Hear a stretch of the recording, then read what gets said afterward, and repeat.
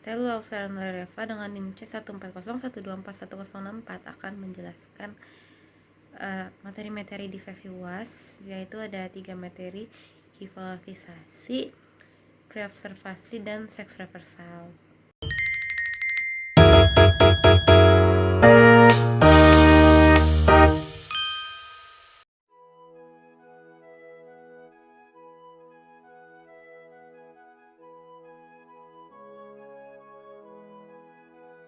Jadi hal pertama yang kita lakukan itu menimbang bobot dari ikan yang sudah kita ambil, lalu hasil dari bobot tersebut dikalikan dengan dosis ovaprim yang akan kita gunakan. Nah, setelah itu kita tambahkan ovaprim dengan larutan fisiologis dengan perbandingan 1:3.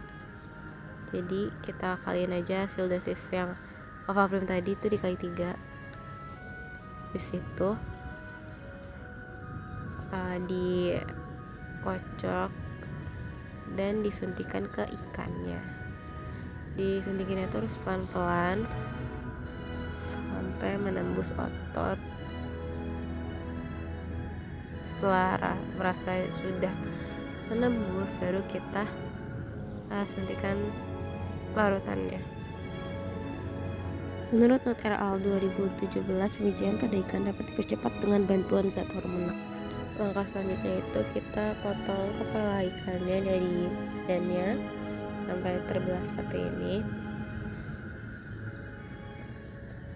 Lalu bagian atas kepalanya kita potong juga untuk dibedah agar mudah mengambil ekstrak hipofisa yang akan kita gunakan.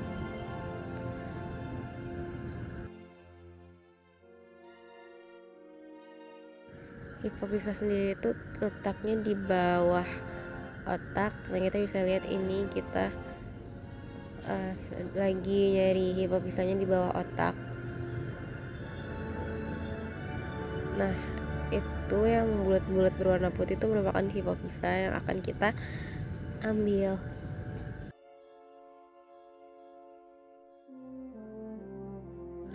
Setelah berhasil diambil, hipofisanya dimasukin ke dalam tub yang berisi formalin untuk diawetkan.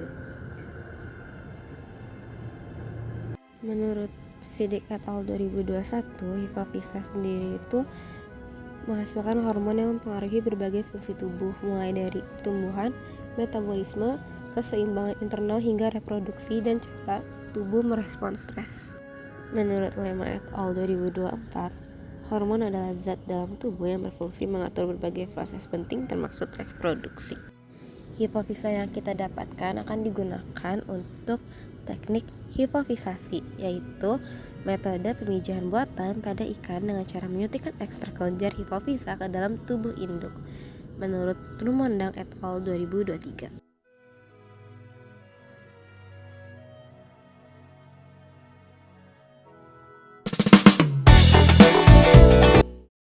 Materi praktikum hari ini adalah seks reversal dan pengecekan kelamin metode asetokarmin. Nah, jadi sebelum melakukan pewarnaan asetokarmin, bisa dilihat kita akan membedah dulu ikan yang akan kita cek jenis kelaminnya. Hari ini yang kita cek jenis kelamin ikan nila. Pertama-tama kita akan potong bawah insangnya. Oh iya, pasti seks reversal itu? Seks reversal adalah metode yang digunakan meliputi pembentukan jantan dan pembentukan betina.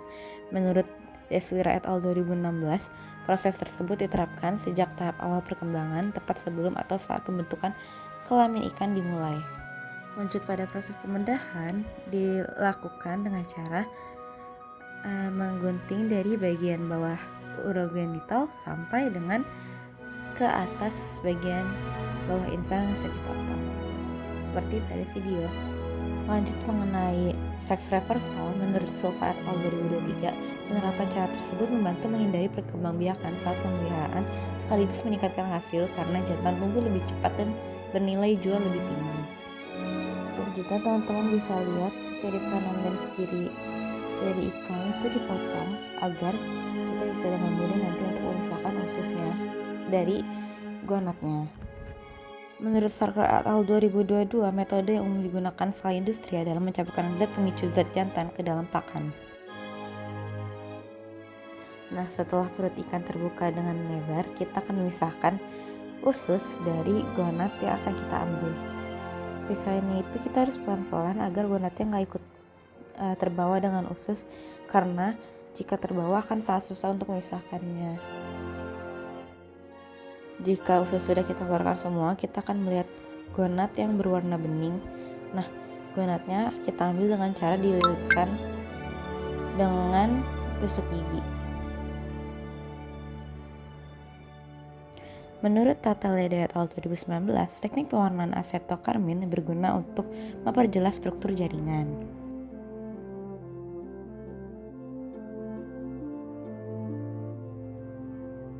Selanjutnya kita pindahkan gonad ke dalam kaca preparat untuk dicacah agar gonad gampang diamati. Karena kalau misalnya gonadnya nggak dicacah secara benar, pada pengamatan mikroskop dia tuh bakalan bertumpuk-tumpuk sehingga kita nggak bisa ngeliat dengan jelas bentuknya.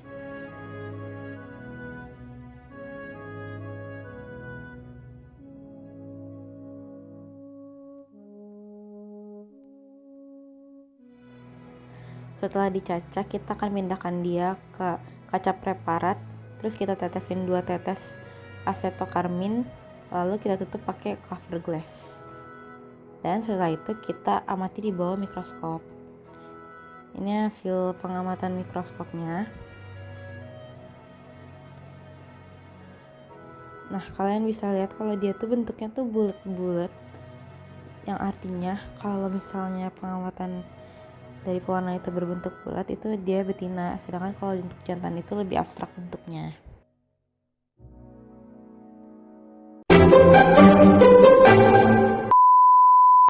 Nama saya Loselanda Reva dengan NIM C1064.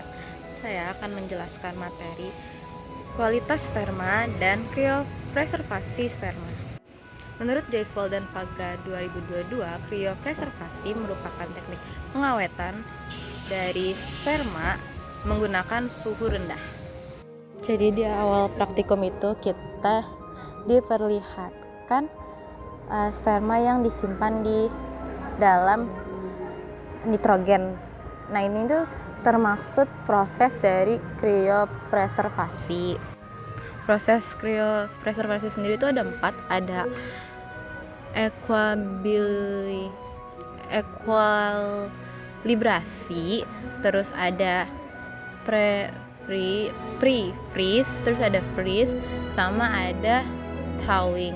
Nah, ini tuh termasuk bagian dari freezing, yang dimana dia tuh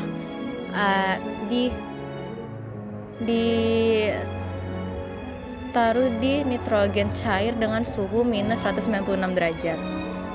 Nah, terus selanjutnya itu kita melakukan pemecahan sperma menggunakan larutan fisiologis. Itu kita atur dulu mikropipetnya, terus kita tuangin sperma, terus kita cairin pakai larutan fisiologis. Habis itu kita tambahkan cryoprotektan yang berupa kuning telur serta DMSO. Nah, menurut Muthaiman et al. 2019, kuning telur sama DMSO itu sudah biasa dipakai untuk menjadi cryoprotektan. Nah, selanjutnya campuran tadi itu kita masukin freezer pada tahap equilibrasi, yang dimana tuh kita akan melakukan pendinginan di suhu 4-5 derajat Celcius. Nah, kenapa di suhu ini tuh untuk agar sperma bisa beradaptasi dan tidak terkena shock thermal. Nah, kita itu juga ngelakuin pengecekan motilitas dan viabilitas. Motilitas itu kita cek untuk melihat pergerakan pada sperma. Nah, menurut Zulfadi et al. 2020, tujuan utama kriopreservasi itu untuk mempertahankan daya hidup sperma dalam jangka waktu yang lebih lama. Nah, kalau menurut Arturiano et al. 2017, teknologi tersebut juga dipakai untuk menyimpan cadangan genetik ikan langka dan mendukung penelitian ikan di laboratorium.